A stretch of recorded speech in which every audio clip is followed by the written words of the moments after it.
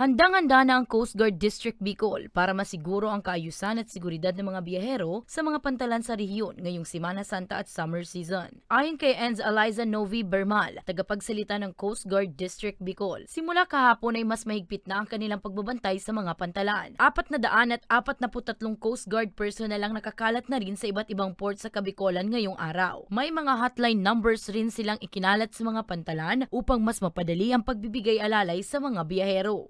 Nagtayo na po kami ng mga DOTR, Malasakit Help Desk sa aming pong pantalan para po maging gabay po ng mga biyahero at pasahero po sa mga pantalan.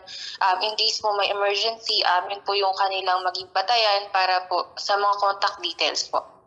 Samantala, alas 6 kaninang umaga hanggang alas 12 kaninang tanghali ay 54 ng vessels at motorbangka ang na-inspeksyon ng Coast Guard mula sa iba't ibang ports sa rehiyon. 2,420 naman ang naitalang outbound passengers at 1,979 na inbound passengers.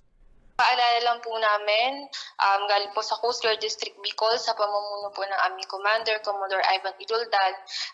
Paalala lang po namin sa buong publiko na manatili po tayong alerto sa mga alituntunin po na nilalabas ng otoridad, lalo na po patungkol sa darating na Semana Santa. At kami po, ang Coast Guard District Bicol po ay lagi naman po handa magbigay serbisyo publiko. Yun lang naman po at maraming salamat.